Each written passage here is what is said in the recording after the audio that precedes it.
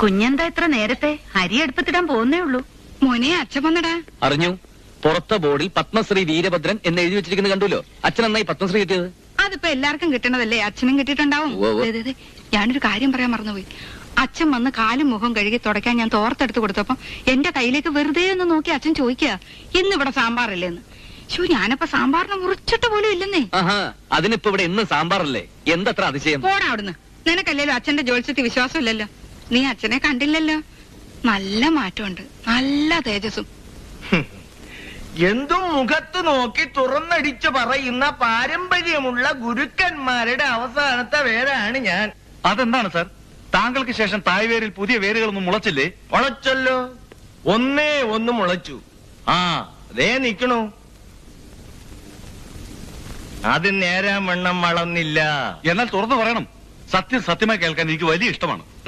എന്നാൽ ആദ്യം തന്നെ ഞാൻ പറയുന്നു, നിങ്ങൾ ഒരു തികഞ്ഞ കള്ളനാണ്. ശരിയാണ് ജോലിസരെ, ഞാൻ പുറത്തു വന്നിട്ട് 4 ദിവസമായുള്ളൂ. പിന്നെ എന്നെ പറ്റി അച്ഛൻ നാട്ടുകാരോട് എന്ത് വേണേലും പറഞ്ഞോട്ടെ. മകനായി പോയില്ലേ, ഞാൻ ക്ഷമിച്ചോളാം. പക്ഷെ നാട്ടുകാരുടെ മുഖത്ത് നോക്കി കള്ളാന്നൊക്കെ വിളിച്ചോണ്ടല്ലോ, അവരെടുത്തിട്ടൊന്ന് തടവീന്ന് വരും.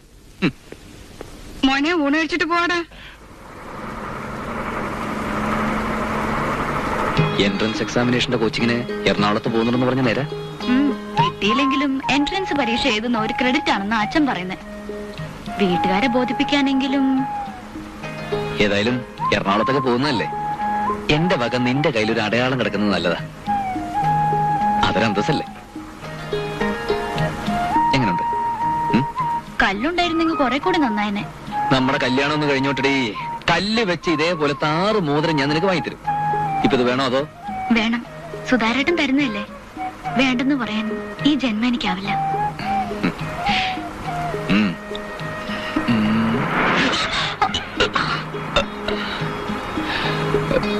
വല്ലതും പറ്റിയ ട്രെയിൻ എടുക്കുന്ന ബസ്സാ.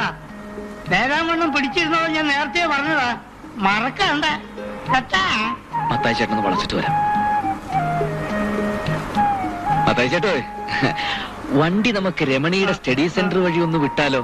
മത്തായി ചേട്ടൻ അതൊരു റണ്ണുമാവും, രമണിക്ക് അവിടെ ഇറങ്ങുകയും ചെയ്യാം. എന്താ? അത് വേണോ സുധാര? അവളോട് നടന്നു പോകാൻ പറ.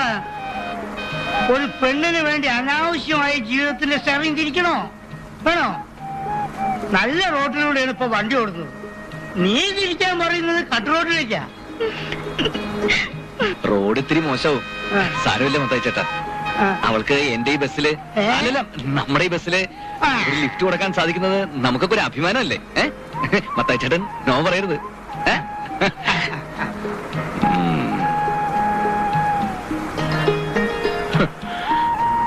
കോളേജിന്റെ വാതിക്കെ കൂടെ വണ്ടി വിടാൻ പറഞ്ഞപ്പോ മൂപ്പർക്ക് അത്ര പിടിച്ചില്ല.